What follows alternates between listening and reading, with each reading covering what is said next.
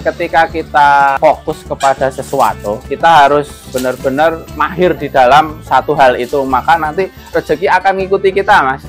Karena saya seneng, ya udah saya pelihara aja gitu. Kalau orientasinya awalnya udah untuk bisnis, rata-rata ternak itu nggak jadi, Mas.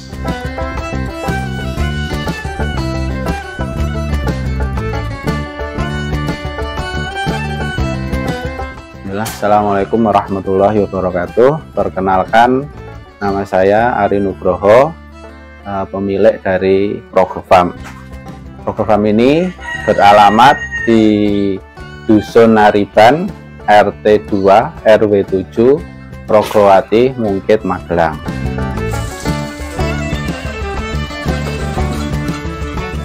Untuk awal mula saya tertarik bebek itu karena pertama kali itu saya melihat di gambar ya. Di gambar itu kok unik, lucu gitu. Terus kebetulan saya punya teman yang sering jual beli hewan-hewan eksotis ini. Terus saya datang langsung, lihat langsung, ternyata oh bener-bener lucu ya, unik gitu. Jadi kayak kelihatannya itu kayak boneka hidup gitu. Makanya dari situ saya benar-benar tertarik pengen ternak ini karena saya ngelihat pada waktu itu emang belum banyak yang ternak jenis bebek Mandarin ini. Untuk pasaran ini harga itu kan ini ya fluktuatif gitu, jadi nggak ada patokannya untuk jenis ini. Apalagi kalau lagi banyak barang otomatis harga turun, cuman kalau nggak ada barang harganya akan naik gitu. Cuman untuk harga kisaran sekarang ya sekitar untuk remaja itu sekitar 10-an lah. 10 sampai 15 itu usia remaja sampai dewasa itu sekitar ringnya antara segitu. Karena ini dalam tanda kutip itu masih belum banyak yang breeding, jadi pangsa pasarnya menurut saya itu masih terbuka lebar. Jadi saya sering kalau di Facebook sering ini posting terus tentang bebek ini gitu. Jadi kayak edukasi juga gitu, edukasi terus promosi saya ini. Sosmed saya masukin semua gitu. Untuk bebek Mandarin ini aslinya itu dari negara Cina gitu. Cina, terus dia nyebar di Korea, Jepang juga ada gitu. Cuman memang yang banyaknya itu di Cina gitu. Awalnya itu saya beli dari importir gitu lah, orang yang sering datengin hewan-hewan eksotis kayak gini, jadi beli terus diternak gitu. Cuman awalnya itu saya belinya ini imporan kan, imporan itu saya pelihara itu lama Mas, 2 tahunan, sekedar nelur, cuman nggak bisa ini Mas, belum bisa produk awal-awal itu gitu. Terus akhirnya materi yang impor itu saya jual, saya ganti, ada ditawarin teman itu ini yang lokal, makanya saya nyoba yang lokal. Alhamdulillah dengan yang lokal ini saya bisa produk Mas. Untuk breeding kalau saya masih tahap belajar, jadi belum bisa maksimal Mas. Jadi untuk bebek ini saya produktivitasnya belum bisa maksimal, paling sekitar 20 sampai 30% lah persentase penetasnya gitu. Soalnya emang referensinya untuk ternak bebek itu di Indonesia belum banyak Mas. Jadi kita masih ngeraba-ngeraba lihat YouTube, melihat grup-grup luar gitu, seperti itu Mas. Jadi kita emang masih dalam proses belajar gitu. Biasanya ini ya ada permainan sih Mas, rata-rata permainan gitu, udah semua di hobi kayak gitu, dan itu siklusnya kayak gitu, ketika sekarang naik nanti turun, nanti suatu saat naik lagi seperti itu gitu. Jadi emang dunia hobi itu nggak stabil, jadi pindah-pindah gitu. Misalkan dulu awalnya ayam hutan booming, sekarang ayam hutan udah turun, ganti ke pisan booming, pisan mulai turun, ganti bebek, kan seperti itu Mas. Cuma nanti akan balik lagi gitu, ayam hutan akan naik lagi gitu. Meskipun harga lagi nggak bagus, karena saya seneng ya udah saya pelihara aja gitu. Terus buat dipandang tiap hari, bangun tidur ke kandang lihat hewan kan udah seneng saya. Jadi intinya saya di kesenangan di hobi aja Mas gitu. Kalau orientasinya awalnya udah untuk bisnis, rata-rata ternak itu nggak jadi Mas.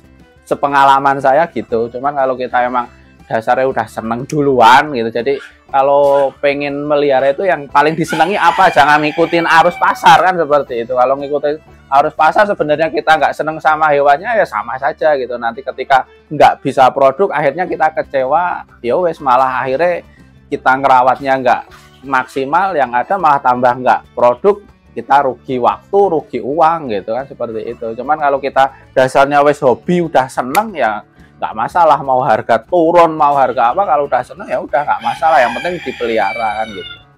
Untuk perawatannya lebih cenderung sama kayak bebek-bebek yang lain, dan ini untuk daya tahannya itu dia malah lebih kuat daripada ayam gitu. Ayam hutan lah katakanlah itu lebih rentan, cuman kalau bebek ini lebih lebih tahan kalau menurut saya. Jadi yang penting itu kan pakannya harus bersih, tempatnya juga harus bersih, kontrol kandang lah gitu. Cuman ya itu perawatannya lebih cenderung mudah Mas kalau untuk bebek. Kendalanya ya ini persentase produktivitasnya belum bisa maksimal Mas. Cuman itu aja kalau yang saya alami saat ini loh ya. Kalau untuk penyakit, untuk yang lain-lain alhamdulillah udah nggak ada kendala gitu. Soalnya dia lebih tahan gitu. Produktivitasnya kan beda, kalau bebek petelur kan hampir tiap hari nelur. Kalau ini kan musiman Mas. Ini musiman, ini setahun sekali, dan telur itu sekitar antara 8 sampai 12-an butir gitu.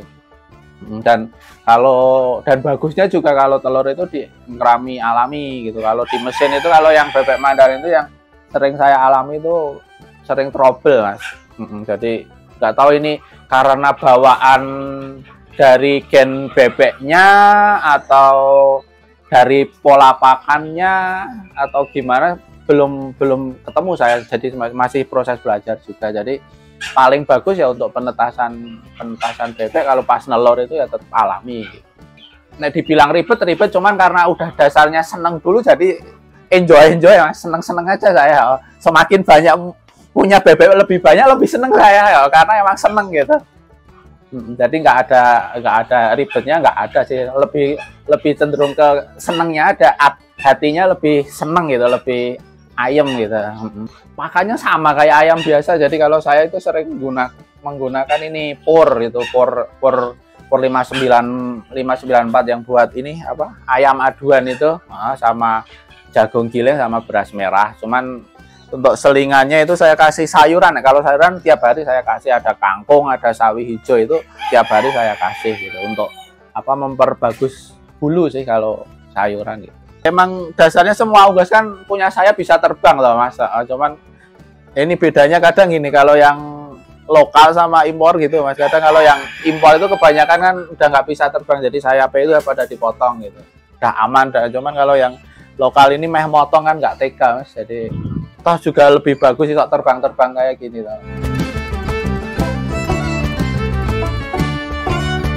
Ya kalau emang sudah punya banyak, dimanfaat dagingnya juga nggak masalah gitu. Tapi kan kalau kita melihat nilai ekonomisnya gitu, kan nggak sebanding gitu. Berarti satu ini buat beli bebek yang biasa bisa dapat 100 ekor Mas, seperti itu.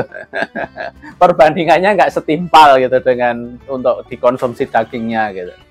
Telur bisa dikonsumsi, saya sering kalau udah yang kelihatan nggak jadi itu saya goreng, itu juga enak gitu, gurih sama kayak telur bebek pada umumnya, itu rasanya sama kok.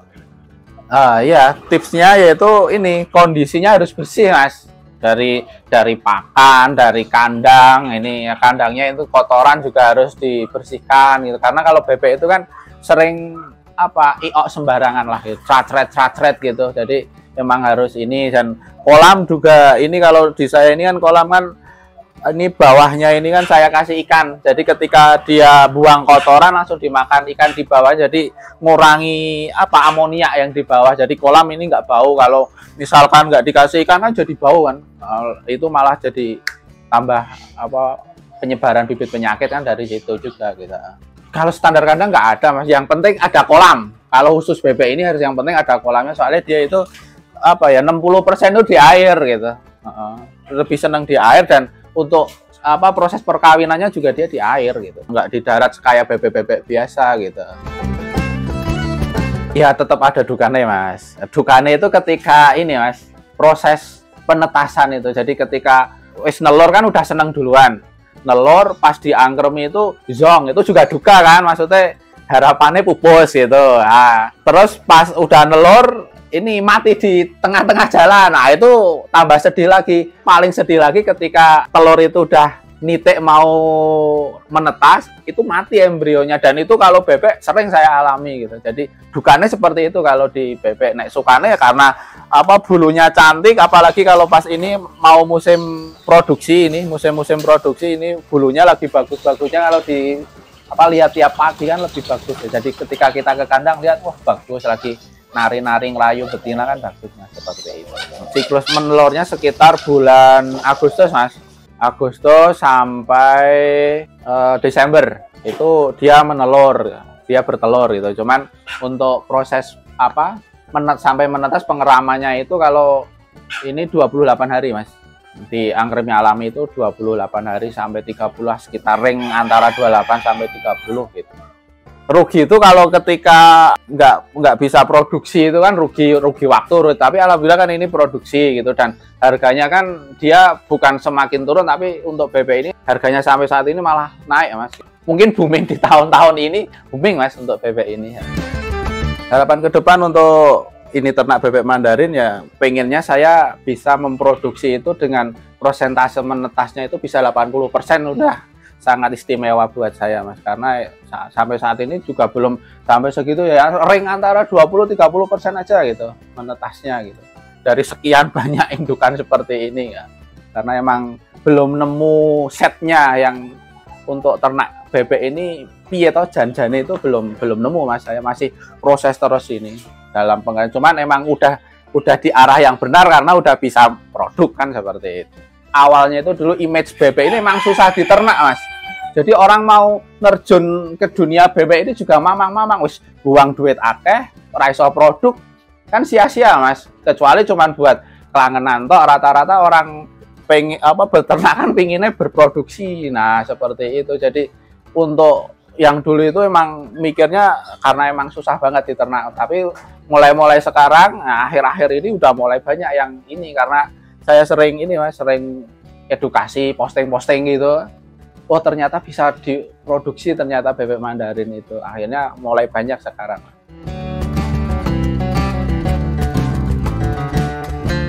Untuk pemula, untuk yang ingin terjun di dunia bebek hias, khususnya bebek Mandarin, untuk memilih materinya, saran saya belilah yang produk lokal. Kenapa produk lokal? Karena produk lokal ini udah adaptasi dengan iklim di kita gitu. Sebenarnya mau produk lokal atau impor itu sama saja, cuman kalau impor itu kan kita butuh waktu. Proses adaptasinya kan lebih lama, kalau lokal kan lebih enak gitu. Dari kecil udah tahu iklim di Indonesianya, jadi wes lebih gampang adaptasinya seperti itu. Dan untuk yang apa, pengen belajar atau pengen membeli materi, sebaiknya datang langsung ke peternaknya langsung gitu. Jadi bisa lihat langsung caranya beternak gimana, lebih enak lah. Dan kalau ke breedernya langsung kan lebih terpercaya, atau maksudnya dari terah indukannya gimana, riwayat penyakitnya seperti apa, perawatan harian gimana, kan lebih detail seperti itu. Sangat bisa sekali kalau untuk ada rekan-rekan yang mau belajar langsung, bisa datang langsung ke Progo Farm ini ya, atau bisa menghubungi nomor saya di WA nomor 0856 29 44455. Terima kasih untuk rekan-rekan yang sudah menonton di channel ini. Nah, jangan lupa subscribe di Rona Rene Vlog.